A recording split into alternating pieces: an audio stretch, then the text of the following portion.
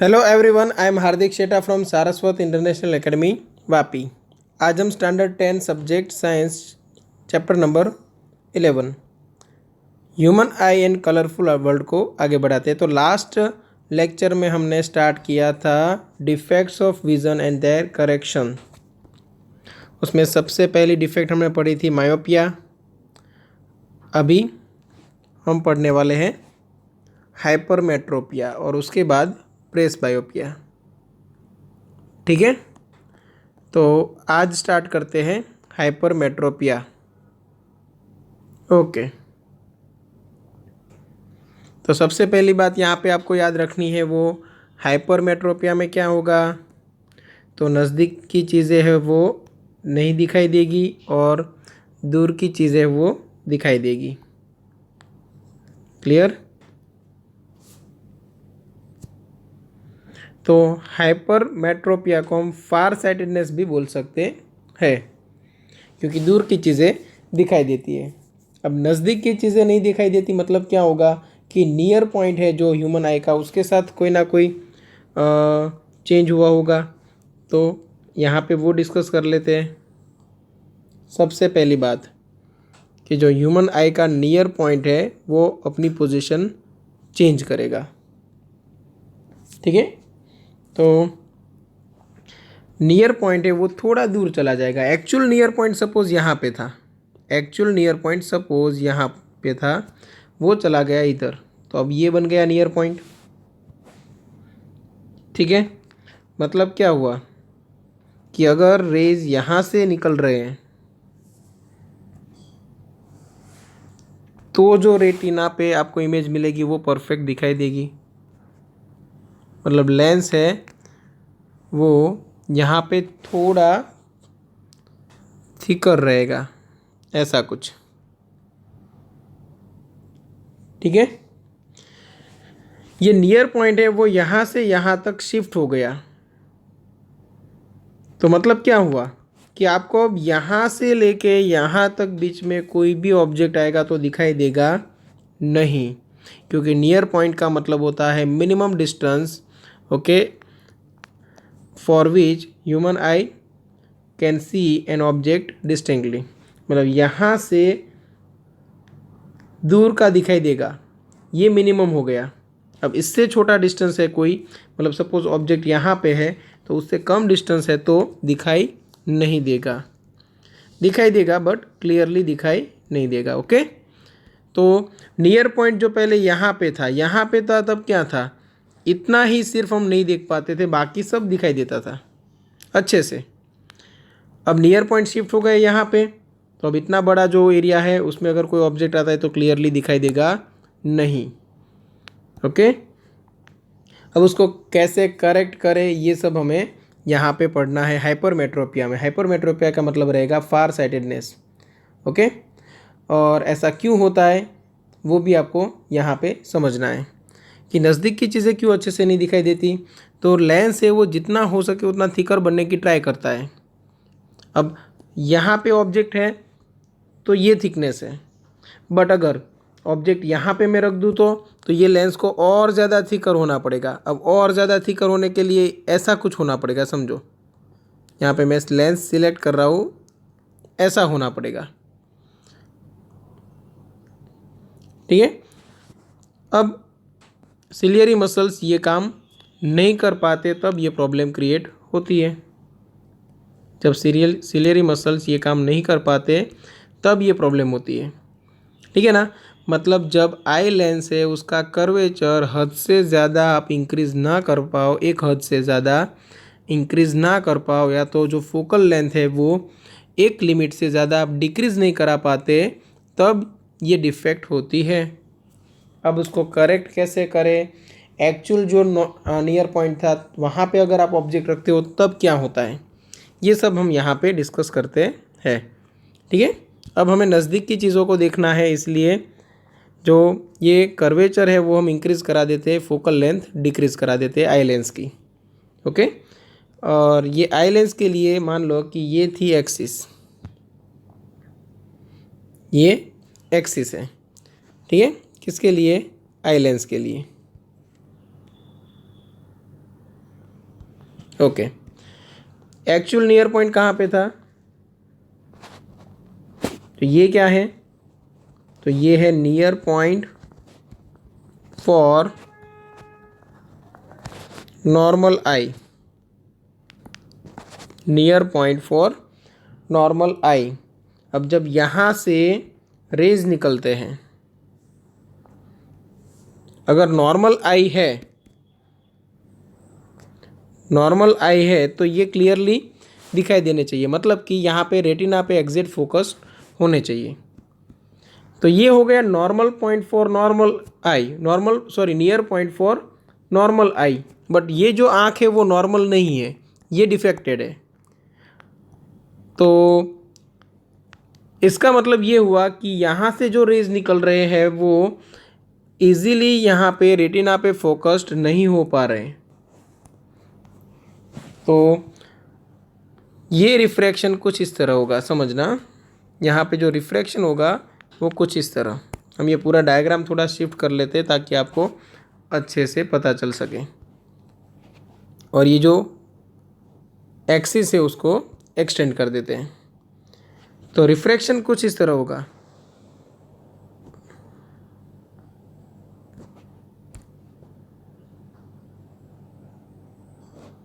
और यहाँ पे इमेज मिल रही है, ठीक है, यहाँ पे इमेज मिल रही है।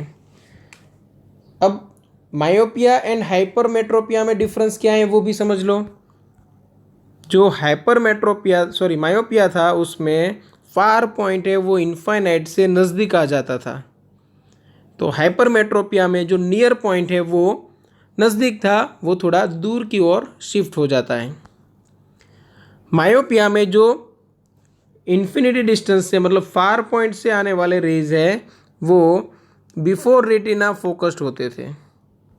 तो हाइपरमेट्रोपिया में जो नियर पॉइंट से रेज आते हैं वो आफ्टर रेटिना फोकस्ड होते हैं। बस ये डिफरेंस है मेन, ठीक है। अब इसका मतलब क्या हुआ कि यहाँ पे जो ये रेज है उनको अगर मैं यहाँ पे, ये जो आपको दिख रहा है रेटिना, यहाँ पे मुझे फोकस करना है तो ये रे को मुझे इस तरफ बेंड करना पड़ेगा, ये रे को उस तरफ बेंड करना पड़ेगा। मतलब ये रेज को मुझे क्या करना है, कन्वर्ज करना है।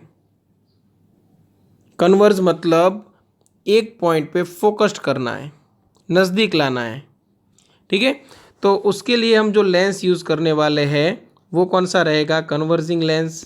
कन्वर्जिंग लेंस मतलब कौन सा लेंस, कॉन्वेक्स लेंस, ठीक है ना।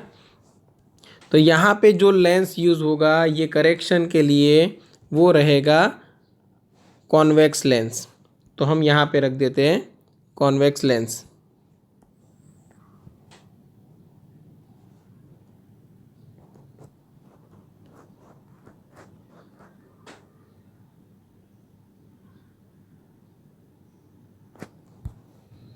ओके, ऐसा कोई हमने एक कॉन्वेक्स लेंस रख दिया।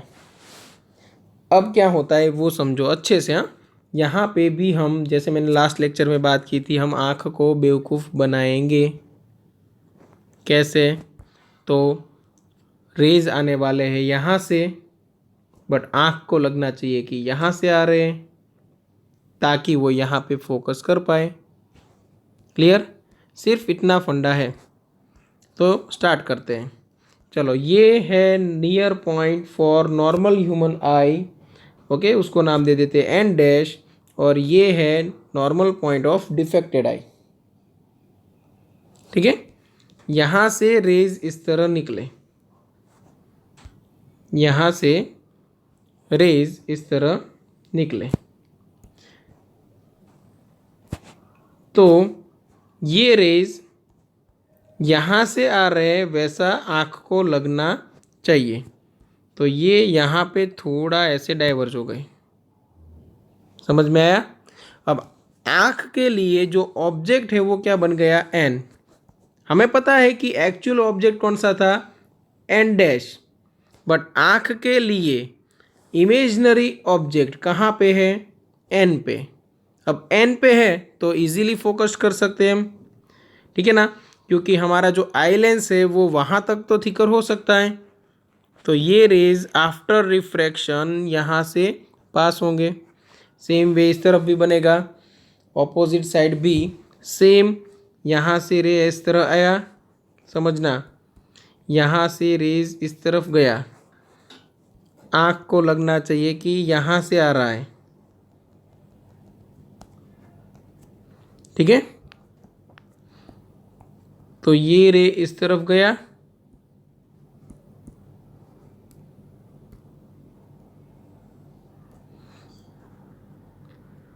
आफ्टर रिफ्रैक्शन ये यहाँ से बेंड हुआ।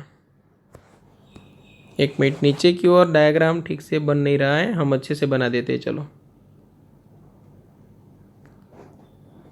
पहले मैं ये इमेजिनरी लाइन ड्रॉ कर लेता हूँ अच्छे से।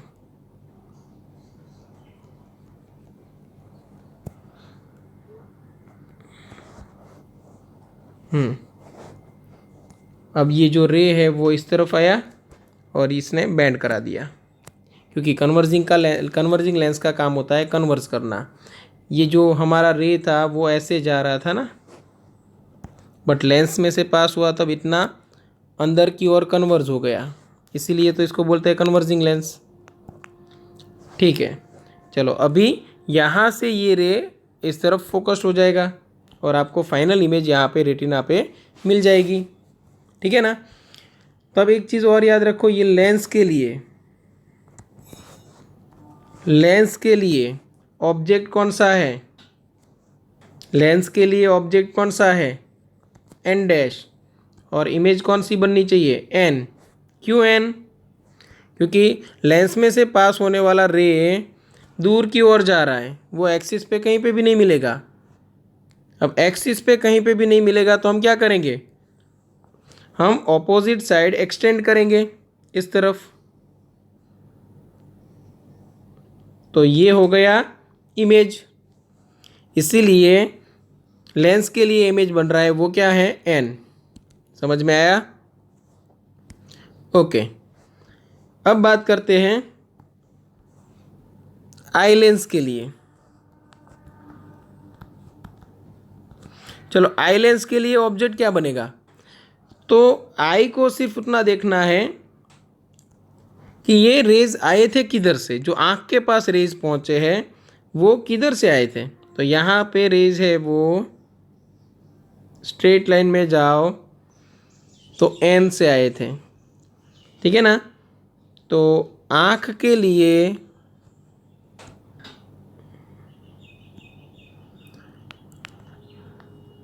एन है वो ऑब्जेक्ट बनेगा, और इमेज आफ्टर रिफ्रैक्शन जो रेज थे वो कहाँ पे गए थे, रेटिना पे। आफ्टर रिफ्रैक्शन जो रेज थे वो कहाँ पे गए थे, रेटिना पे। इसीलिए आई लेंस के लिए जो इमेज बनेगी वो रेटिना है।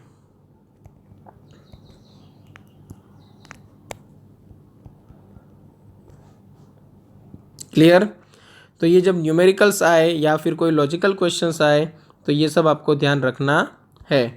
अभी बात कर लेते हैं कि एग्ज़ाम में आपको क्या लिखना है। अगर I write a short note on hypermetropia तो आपको इतनी चीज़ें लिखनी पड़ेगी। ओके, चलो स्टार्ट करते हैं। Hypermetropia is also known as far sightedness. Hypermetropia is also known as far sightedness. A person with hypermetropia can see distant object clearly but cannot see nearby object distinctly। ठीक है ना। कोई इंसान है जिसको हाइपरमेट्रोपिया है तो वो जो दूर के ऑब्जेक्ट है वो क्लियरली देख पाते हैं, बट नज़दीक के जो ऑब्जेक्ट है वो अच्छे से नहीं देख पाते। Okay, the near point for the person is farther away from the normal near point। Normal near point कौन सा था, आँख से 25 सेंटीमीटर की दूरी पे था, अब वो ज़्यादा डिस्टेंस पे आ गया। सपोज वो खिसक के चला गया 80 सेंटीमीटर पे, मतलब नॉर्मल ह्यूमन आई के लिए पहले क्या था, तो आँख से 25 सेंटीमीटर तक नहीं दिखता था, उससे दूर सब कुछ दिखता था। बट अगर ये नियर पॉइंट है वो शिफ्ट हो गया 80 सेंटीमीटर पे, तो फिर नॉर्मल ह्यूमन आई जैसे देख पाती थी 25 सेंटीमीटर के बाद का डिस्टेंस, वैसे ये जो डिफेक्टेड आई है वो 80 सेंटीमीटर के बाद का डिस्टेंस देख पाएगी। मतलब आँख से अगर आप डिस्टेंस काउंट करना स्टार्ट करो तो वहाँ से लेके 80 सेंटीमीटर तक अच्छे से नहीं दिख रहा था। ठीक है ना। ऐसी डिफेक्ट को हम बोलेंगे hypermetropia. Such a person has to keep a reading material much beyond 25 centimetre from the eye for comfortable reading. This is because the light rays from, ये याद रखना है, this is because the light rays from a closely object are focused at a point behind the retina as shown in figure B. यहाँ पे जो diagram है, second diagram, ठीक है ना, डायग्राम को हमने नाम नहीं दिया, यहाँ पे भूल गए, ये ए है, ये बी है, और यहाँ पे जो डायग्राम है वो सी। तो बिहाइंड रेटिना आपको इमेज मिल रही है, वही लिखा हुआ है, देखो। This is because the light rays from a closely object are focused at a point behind the retina as shown in figure. This defect arises either because, ये दोनों में से एक रीज़न हो सकता है, देखो, the focal length of the eye lens is too long or the eyeball has become too small. eyeball है वो बहुत ज़्यादा स्मॉल हो गया है कि उससे ज़्यादा स्मॉल हो नहीं सकता, इसीलिए। This defect can be corrected by using convex lens, ये भी स्टेटमेंट आपको याद रखना है, of appropriate power. This is illustrated in figure C. Figure C में आपको ये दिखाया गया है कि ये जो लेंस है वो भी आपको ऐसा सिलेक्ट करना है कि जो नॉर्मल नियर पॉइंट पे ऑब्जेक्ट है उसकी इमेज, वो इमेजनरी इमेज वो कहाँ पे दे, जो डिफेक्टेड आई का नॉर्मल पॉइंट था वहाँ पे। देखो है ना, ऑब्जेक्ट क्या है एन डैश और इमेज क्या है एन। मतलब आपको ऑब्जेक्ट डिस्टेंस यू पता है, इमेज डिस्टेंस वी पता है, तो आपको फोकल लेंथ एफ मिल जाएगी और power equal to 1/, focal length की हेल्प से आपको पावर मिल जाएगा। तो इसीलिए लिखा हुआ है कि अप्रोप्रिएट पावर का यहाँ पे लेंस यूज़ होगा। ओके, चलो आगे बढ़ते हैं। Eye glasses with converging lenses provided the additional focusing power. Eye glasses with converging lenses provided the additional focusing power required for forming the image on the retina. देखो ये कैसे, तो हमें ये जो रेज है उनको कन्वर्ज करना था। अब थोड़ा बहुत कन्वर्ज तो ये भी लेंस कर ही लेता था, देखो नीचे की ओर ही दोनों को कंबाइन करने की ट्राई करता है ना, बट ये उतना अच्छे से फोकस नहीं कर पा रहा है, इसलिए दूर जाके इमेज मिल रही है। अब यहाँ पे क्या होगा कि 2 स्टेज में यहाँ पे कन्वर्ज होगा। एक बार रे देखो, आपको हाईलाइट करके दिखाता हूँ मैं। एक बार रे निकले थे कुछ ऐसे, अब यहाँ पे ये पॉइंट पे ये कन्वर्ज हुए, ये पॉइंट पे दूसरी बार कन्वर्ज हुए, तो 2 बार रिफ्रैक्शन हो रहा है, इसीलिए इमेज आपको मिल सकती है कहाँ पे, रेटिना पे। तो ये जो हमारा लेंस है वो सिर्फ हेल्प करता है, जो एक्स्ट्रा फोकसिंग रिक्वायर्ड है वो प्रोवाइड करने में। ठीक है, एक बार तो ये फोकस कर ही लेता है, बट थोड़ा ज़्यादा फोकसिंग की ज़रूरत है तो वो प्रोवाइड कौन कर देता है, हमारा जो कॉन्वेक्स लेंस है वो। क्लियर, तो ये हो गया हाइपरमेट्रोपिया। अभी हम पढ़ेंगे प्रेसबायोपिया, बहुत ही ईजी है, देखो ध्यान से। प्रेसबायोपिया का मतलब रहेगा जिसमें हम नज़दीक का भी अच्छे से नहीं देख पाते और दूर का भी अच्छे से नहीं देख पाते। ठीक है, मतलब दोनों जो इफ़ेक्ट है वो यहाँ पे देखने को मिलेगी, नियर साइटेडनेस भी और फार साइटेडनेस भी, मतलब प्रेसबायोपिया भी और हाइपरमेट्रोपिया भी। तो the power of accommodation of the I usually decreases with ageing. For most people, the near point gradually recedes away. They find it difficult to see nearby object comfortably and distinctly without corrective lens or glasses. Okay? without corrective eyeglasses. This defect is called presbyopia. It arises due to gradual it arises due to the gradual weakening of the ciliary muscles and diminishing flexibility of the eye lens. Sometimes a person may suffer from both myopia and hypermetropia. Such people often require bifocal lenses. A common type of bifocal lenses consists of both concave and convex lenses. Bifocal length का मतलब रहेगा दोनों type की focal length है, negative भी और positive भी। Negative focal length किसकी होती है? कॉन्केव लेंस के लिए। पॉजिटिव फोकल लेंथ किसकी होती है? कॉन्वेक्स लेंस के लिए। तो आपने शायद कभी कभी ये ऐसा कोई चश्मा भी देखा होगा, ऐसा होगा, ये सपोज है,